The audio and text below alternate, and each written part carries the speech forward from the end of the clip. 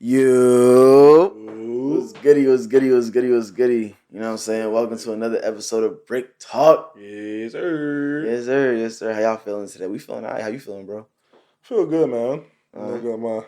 Got my jersey on. Mm-hmm. Representing. Representing. You feel me? How was that, bro? You play for the Suns. That's kind of crazy. No, You think about that? Like, you really play for, the Suns, bro. No, it was dope because, that was the first time, touching, the NBA type experience. And I was obviously, had hella anxiety walking into them. I don't know what to expect, whatever, like that. But after a while, it was actually kind of it was kind of I was familiar with just being around a bunch of Americans at once. Being overseas, I don't have. It's like a six of us, so you find that group and you chill with them. But everybody, so it's easy to talk to, easy to understand what the coaches want from you. It's not like they're more laid back in the U.S. than it is overseas. They amp everything up overseas. And once I got there, everything was good. It was being in the facility was dope. You see a bunch of NBA guys. They're not as big as you think they are. You're you. Right. Right. That's why I'm big and physical. Obviously, they're big, but it was smooth. Being in Arizona was different. The heat's crazy. But it was dope, bro. I feel like it was easy to learn how to play, kind of. You got to, adjust and whatnot. Right. But I was just having fun, bro. I was this is a crazy experience. Everybody, you think about it, everybody wants to be in that type of environment. Yeah. So I was just blessed. I was hella grateful, super grateful. Amazing. Just to be there, just to be able to learn from the guys. One of my coaches was Jack, and I remember getting buckets with him in 2K. It was crazy. And then we got to summer league, and we was in the hotel with just a bunch of NBA guys. I'm just sitting in the elevator with Steve Nash, Ben Simmons, Danny Ainge. Sheesh. I'm sheesh, and I don't want to be the fanboy, so I'm yo, what's up? How y'all doing? Just on some regular, oh, good luck today. I'm got my son's gear on and stuff like that. Yeah. It was cool to be just pull that NBA card for a couple weeks. It's oh, I play for the Suns. Oh, what's your name? Oh, Jehyve Floyd. It's oh, I'm gonna watch out for you next year. I'm all right, bet. But you just never know what could have happened, though. Yeah. A lot of guys use that some league experience, gets picked up, signed. So that was the mindset the whole time, was just do what you can, and God willing, if it's, in his will, it'll happen. So yeah, bro. It was a win-win situation for me. Mm-hmm. It was a great experience. And then, I'm going back to Turkey, obviously, but... Yeah, that's super grateful just to be a part congratulations, bro. I mean, that's super dope. I remember, every time you make a move, I just be super happy for you. But I think when I saw that, when you told me that you were going to the Phoenix Summer League, and then when you posted that joint with the jersey, and I see you with the free throw line, or I see you with the dunk in the game, it's just that was my first bucket, bro. That's a body. Yo, I was hyped. You know what was funny? No offense, bro, but y'all were losing, and then you dunked and you screamed, and the dude on the bench was like, he was like, I was trying to turn him back up, but that's what I do. That's how I get paid. That's how you get paid. Facts. Straight energy, hustle, pure hustle. Right. So they put me in the game. We were already down, so I'm trying to create a spark. First bucket, give me that. I'm hyping up my team. They hype, make a little run. We ain't win the game, but that's what I do. But see, that's what you do, and I think that's just seeing. That's what I'm saying. Seeing all those things come together, and seeing you on that court. I don't think that the NBA is the only way to gain success in basketball, but still seeing your trajectory from. Bro, I remember when you were 5'11", and we were standing next to each other at the water fountain, and it was we were the same height or whatever. And now you're 6'7" or whatever, playing in the league and doing your thing. It's just to see your growth, and always it's just super dope, bro. So I congratulate you. It's always good to talk about it with guys who see me go from when I was 5'10" to now, because even the mindset back then, I was never energy. I was I was lazy back then. Yeah, you just fit into your role. I just fit into my role. Yeah. I was laid back. I mean, kind of still am, but I have more of a knowledge of how I can be used on the court. But I'm saying though, just mentally, how I was back then, I would break easily. I'm tired. I can't do anything else. Right. I think that progression is good to see, especially when people who see me struggle back then. Like I remember freaking you were my weight room partner, and I'm like, nah, bro, I can't do this. I can't do this. Like he was in the gym going crazy. And I'm like, nah, because Woj definitely set us up just for that reason. Just for that reason. You was a hardo for sure. Yeah. Yeah, bro. Yeah. I mean, shoot, man. I love that. I remember that time too, bro. Like that's when I was. I'm not big anymore, guys, but I used to be like pretty strong, and I remember that. He was the same size in high school. Just imagine that.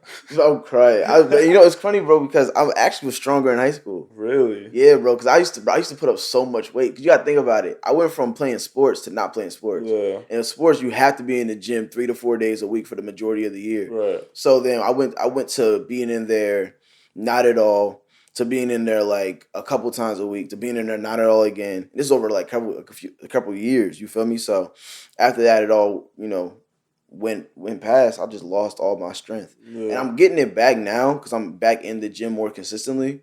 But I just remember like throwing up 315 on the bench in high school. Flexing. Flex like easy. Yeah. And now I can't do that anymore. Like I'll hurt myself. I try to throw 315. I couldn't even lift the bar in high school, bro. Right, I remember until like junior year. Now you Aki.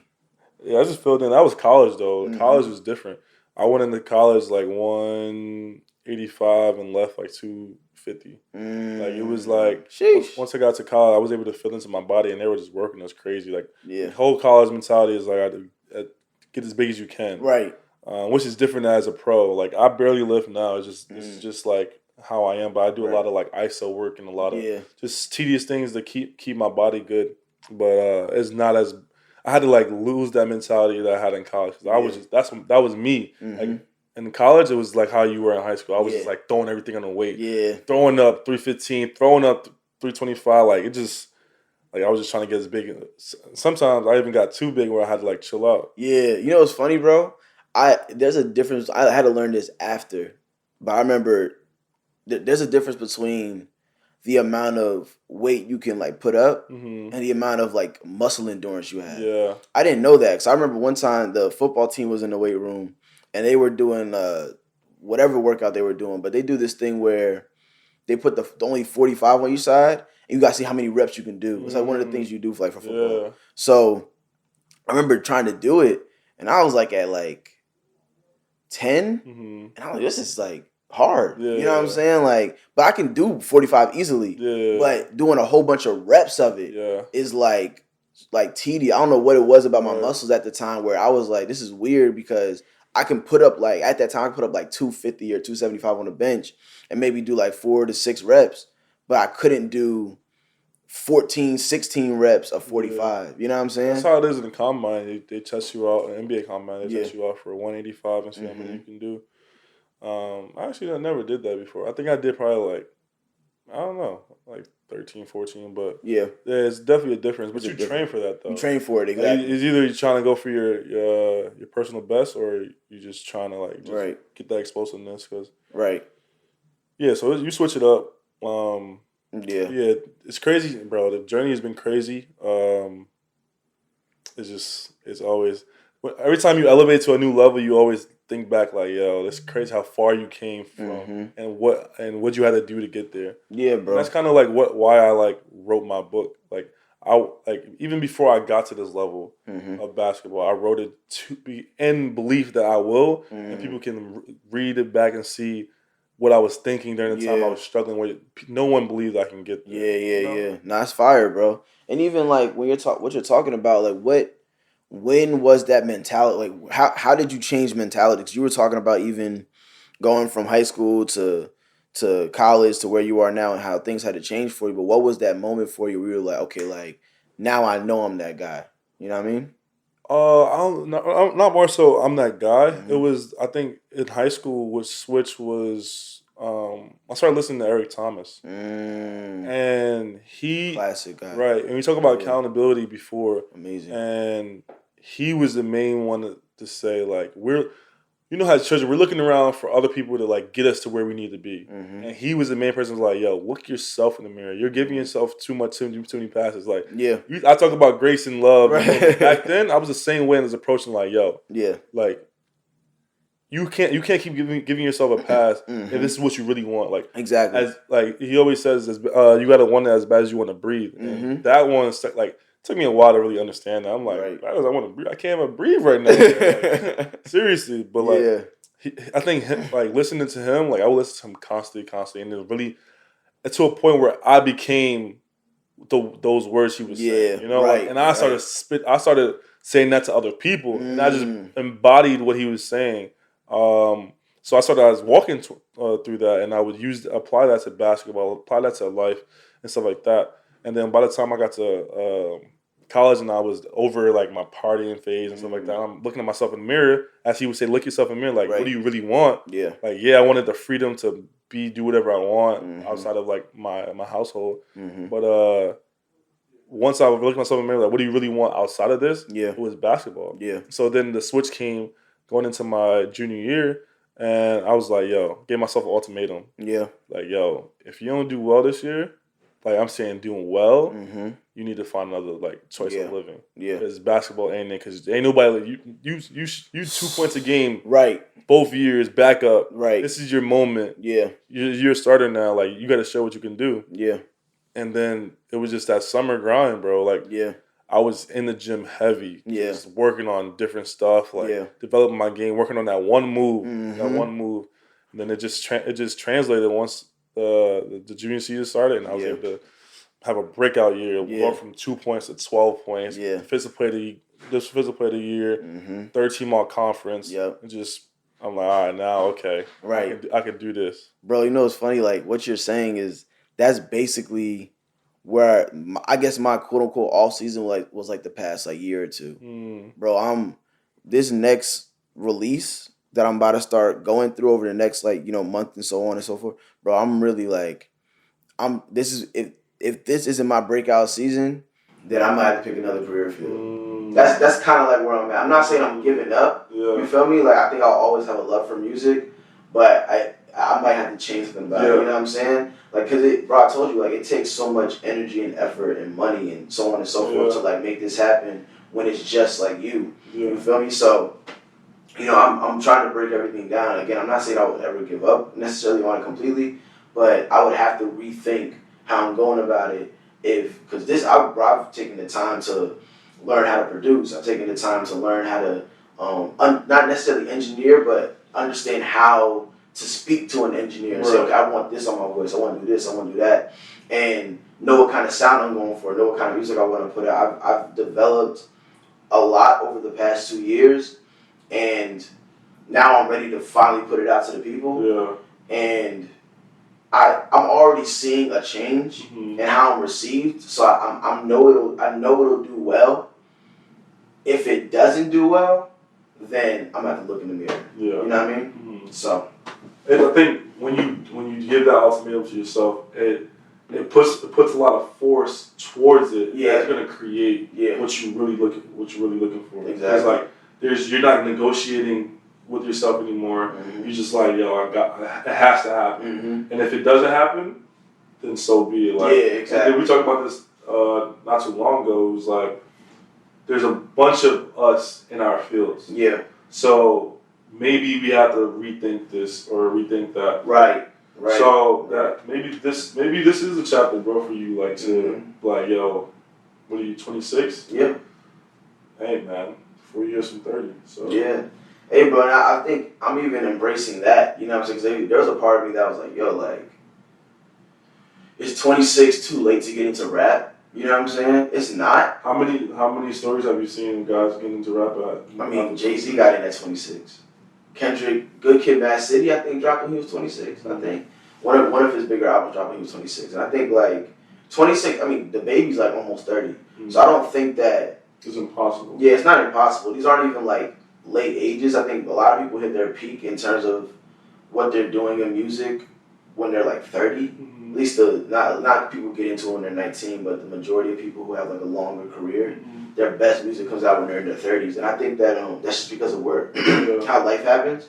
But at the same time, I'd be lying if I said like it wasn't a concern. Yeah. You know what I mean? Because I mean, rap is a young man's game. Like, it just is. Yeah. But I think that I look at it as an opportunity, like we were talking about before, to just do it my way. Yeah. I can't look at that and say, dang, I'm 26, like, there's no chance. Mm-hmm. Then I'm believing what I told you about that person that said it's impossible. Right. I might as well, give up altogether. So I think that it's all about mentality, and it's all about what you were saying, like, giving it the shot where there's no backup plan type of, you know what I mean? Mm-hmm. Not saying you gotta be out here living in your car. Mm-hmm. You can, that's a way to do it, but at the end of the day, some people do that, but it has to be, this is what I'm going for. You know what I mean? You want, at the end of the day, you also want security in your life. Yeah. Actually, can we talk about that for a second? How do you feel about the whole idea of security? And do you think it's necessary, or do you think that you need to release security in order to, like, really make the biggest moves in your life? Me personally, like, I think my dream was security. Mm-hmm. Like, my dream was to be okay. Yeah. I told you before, I just wanted a crib I can call my own, I can go home to. That's my security. Yeah. Because I moved so many times around, like, during my childhood because of my parents' divorce and stuff like that. When I really sat down and, like, sat in one of my rooms, I was like, yo, I just want to be able to be stable, because I looked at my other friends and I'm like, see how they had so much stability and security within their parents and how their lifestyle, and how they were able to just grow. Yeah. I didn't have that. I had to learn how to grow on the move, which was another growing point. Like, I have the advantage of people. I can grow and move. A lot of people need to grow and stay where they need to be. Yeah. But I understand the importance of security also. I don't want to have to move if I don't have to, but if I have to, God says you have to move, I will be okay. If I need to go to a Fredericksburg or go to some town I don't know anybody, I can grow there. Yeah. And even though there's no one around and it's unfamiliar, I can grow there because of my experience. But I see the importance of having security, because even for basketball, like I said, my security is my crib, but I'm still going to go chase my dream up until I can't chase it no more. Right. Then I'll go home and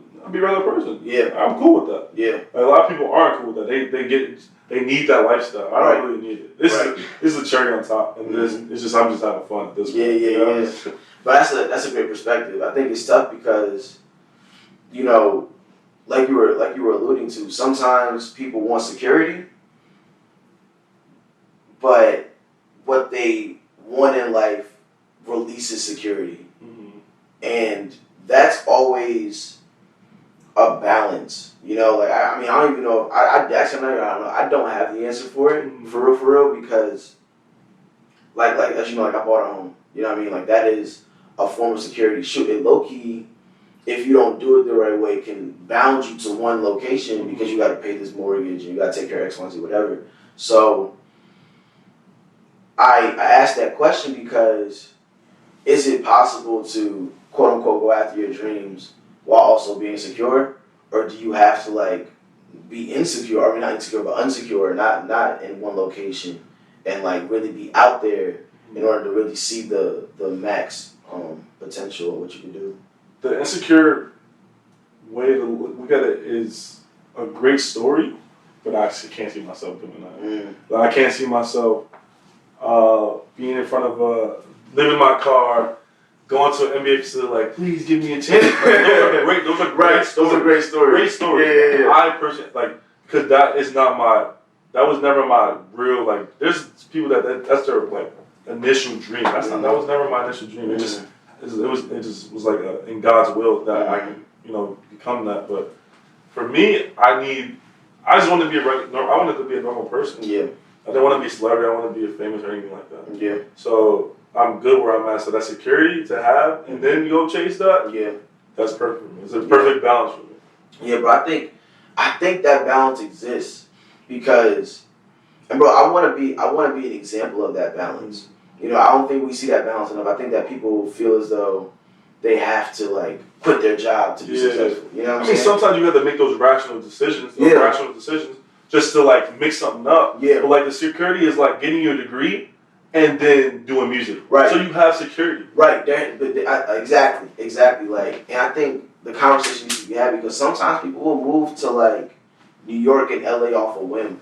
You know what I mean? That's dope. Bro, it is dope. I'm not saying it's not dope, but I'm saying, like, could there be a better way to do it? Could you establish some form of security and then do it? But it depends on your support system. Right. Maybe they have a support system like. But that's yeah. Go ahead. I'm saying they can have a support system like, hey, like I got you if anything happens. Exactly. Like you have a fallback. Me usually don't have a fallback.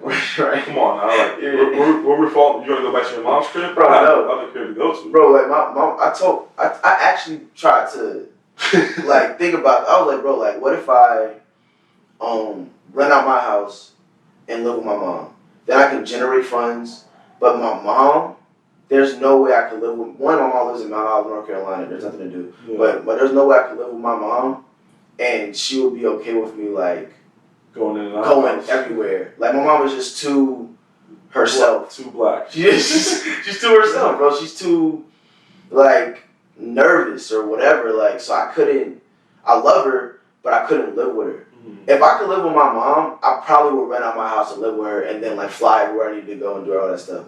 But that's not an actual option for me. Yeah. I don't have any other option other than like living in my current house and being in the situation I'm currently in. And someone could argue that. Someone would be like, oh, well, you can just, like, Airbnb your John out and then, like, live in New York. And I'm like, yeah. Go ahead. I'm saying that's extra pressure on you. Yeah, bro. I mean, like, they're all options, but it's like, that's what I was trying to explain. I was like, bro, like, what y'all are saying, like, makes sense, but is it actually, like, the best option? Mm-hmm. And that's what I'm saying, like, because they're basically saying to release this form of security and make myself more uncomfortable. And I'm like, bro, I'm already like uncomfortable. I don't like, to you it may come across as like I'm making myself comfortable, but really what I'm doing is I'm trying to like, because even in that same conversation, the person told me like what I'm currently trying to do is impossible. You feel what I'm saying? And I'm like, bro, like technically even what you're saying is impossible too. Like it's just a different form of it. It might make it more possible based on what you think. Because there's more things in New York or more things in LA. And shoot, I might even end up out there in like a year or two or maybe a few months. But it's still something that I have to process through and get to. Yeah. I'm not gonna be there tomorrow. Even if you preach it to me to the birds come home, bro, I still have to, whatever that's saying is, I still have to get there myself and believe it for myself. So that I'm not out there doing something, and when it doesn't work out, I blame you. Right. You know what I'm saying? It got to be on me. You know what I'm saying? It has to be something within me where I make that decision and I choose it and I live it. So, bro, I'm working to figure out what makes the most sense. Yeah. But I'm confident in not only my I don't knows, but what I'm currently doing as well. Mm-hmm. You know what I mean? That would be tough to get up and leave and do that. Like if you had like a master plan that like worked out or something like that, that's different, but that would be tough. Yeah, bro, I got it. And you know me, man, I be thinking about it. Yeah. Like I'm thinking like, okay, like if I do this, I rent out my crib and I do that and I do this and I do that, that could work. But then like, does that make the most sense? Am I just doing that because they told me to? Mm-hmm. You know what I'm saying? Like, so it's tough, bro. And I think But did it work for them? Bro, that's the other thing. They're not doing what I'm trying to do. You know what I'm saying? People just have an opinion because it would be if someone else did it. Bro, if someone else did it, I would buy in. They can walk you through. They can walk you through it. I would buy in completely because we've done it. You've done it. You just yo, bro, do this, that, and the third. You trying to figure it out too. Hey, you're not even on you trying to figure it out. You're trying to figure out your situation and then try to tell me how to figure out my situation. Yeah.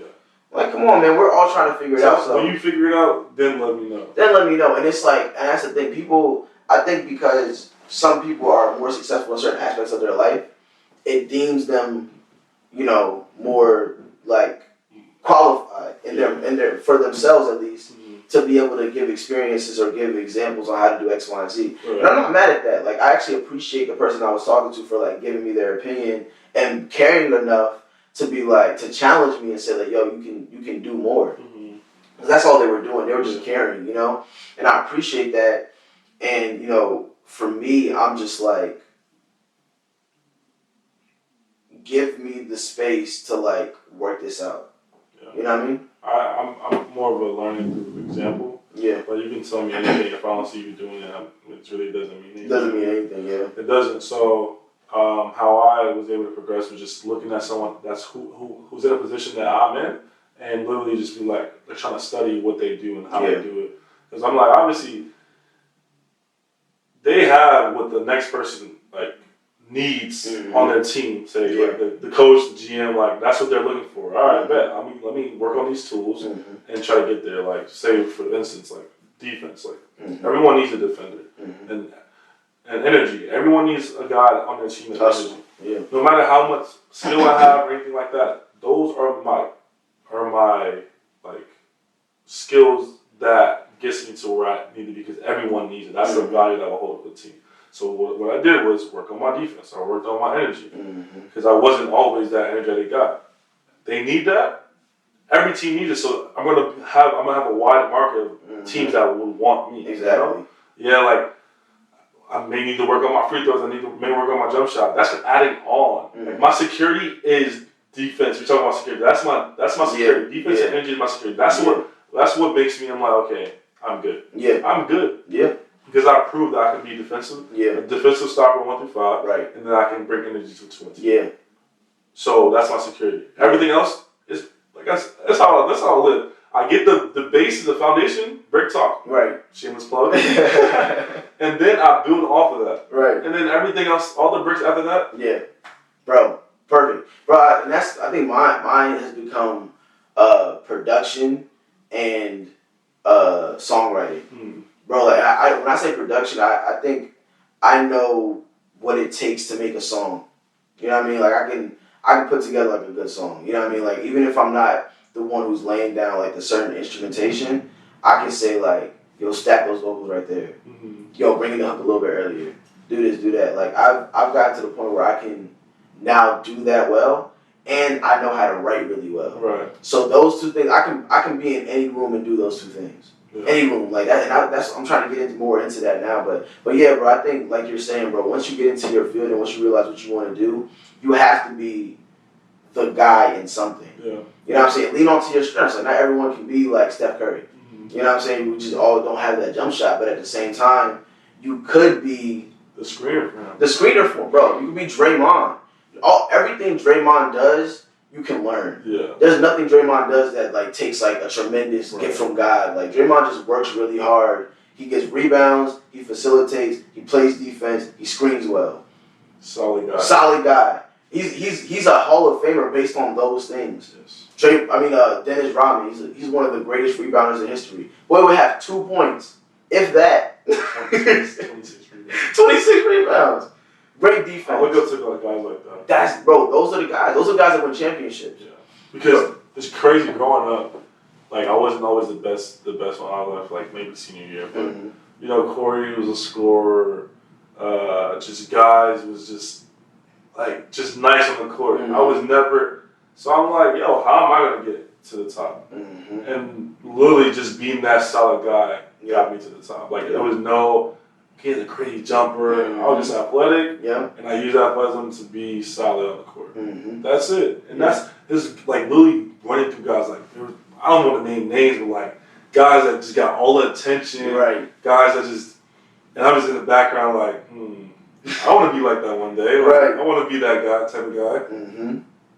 And I just, like, literally you just see surpassing those type of guys. Yeah. Just on being solid. Because that, you might have skill, but it doesn't, everyone, as the higher you get, everyone has that. Yep. Everyone has that. Exactly. So teams are looking for the guy that's going to complement those tough, like, nice guys. Right.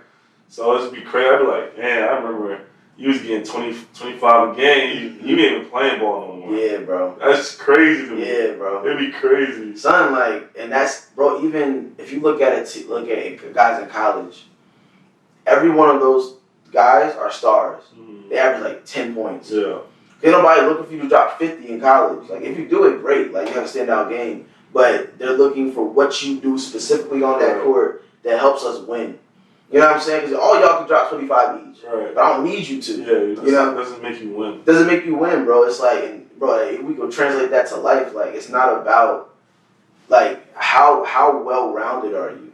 You know what I'm saying? How well can you be in any room? Like, I mean, how strong can you be in any room? Like, if you do one thing really well that just makes you look nice, great, but can you make the people around you better? You know what I'm saying? Those type of skills are your security. Those type of skills. To double back to what we're talking about. Exactly. Like that's your security. You know, I know whether in basketball it doesn't work out, I have a degree that I can go back and get a great job. Like that's my security. Yeah.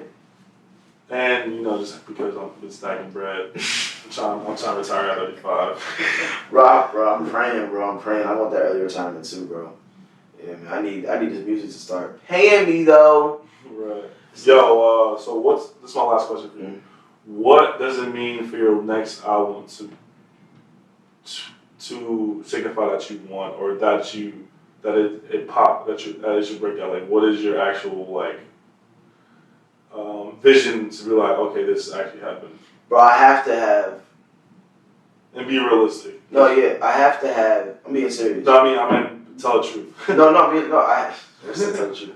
I have to have at least 100 monthly listeners, like consistently off of Spotify. 100 monthly listeners. Like just 100.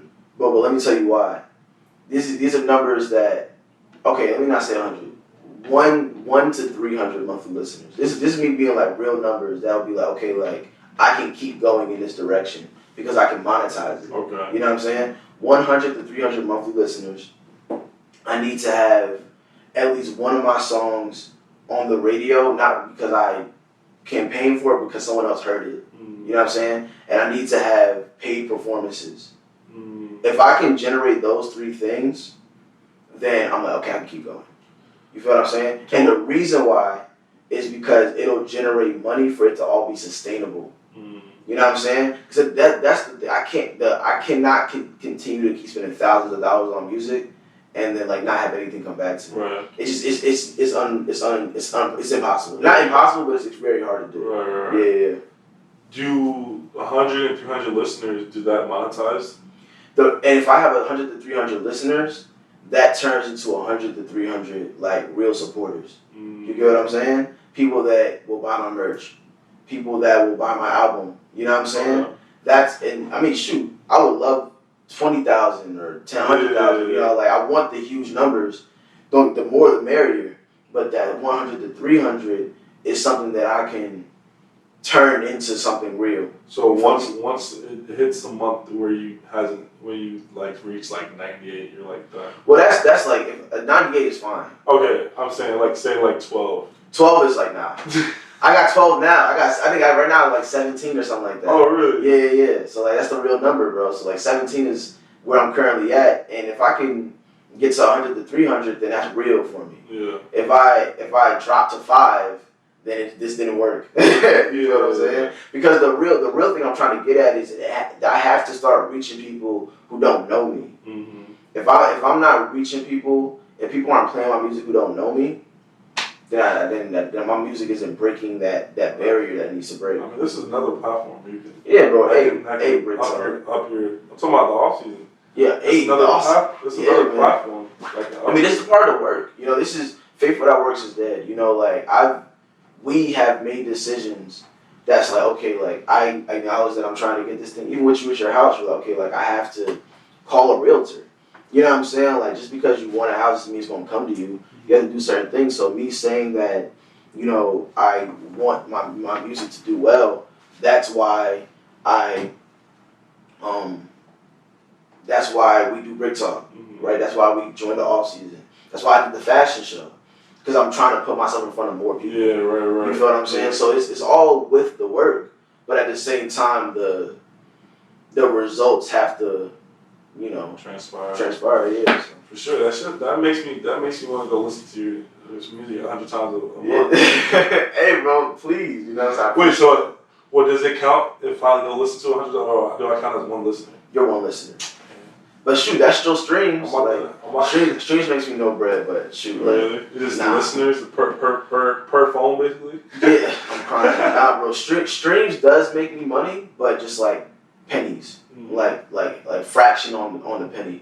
But the thing that, you know what I mean, if I get 1 million streams, that does make me bread, right? And then beyond that, like I said, it's about having those listeners, because listeners can be converted to like supporters who like send bread for like merchandise and so on and so forth. And again, the goal is I'm not trying to pocket any of this. Yeah. I just want to turn. I have a job that can do X, Y, and Z for me or sustain me, but I really want to just have the music pay for itself. Because when it does that, then I can make it bigger, and then I can translate it to something where it's like, okay, I'm not working a job anymore because my music sustains my lifestyle and the music. You know what I mean? So it's all a process.